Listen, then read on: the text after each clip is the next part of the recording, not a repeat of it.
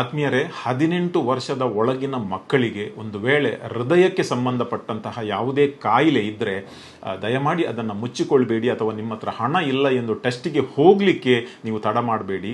ನಿಮಗೊಂದು ಅಪೂರ್ವವಾದಂಥ ಅವಕಾಶವಿದೆ.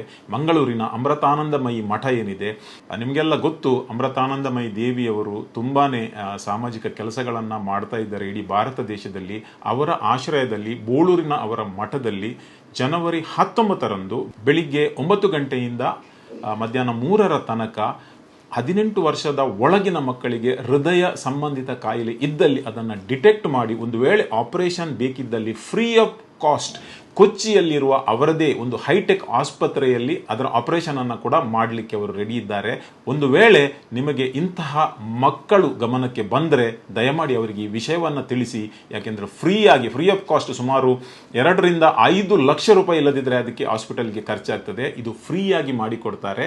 ದಯಮಾಡಿ ಇದನ್ನು ಗಮನಿಸಿ ಮತ್ತು ಈ ಒಂದು ವಿಷಯವನ್ನು ಸ್ಪ್ರೆಡ್ ಮಾಡಿ ನಾವು ಬಡ ಮಕ್ಕಳಿಗೆ ಈ ಬಗ್ಗೆ ನೆರವಾಗೋಣ.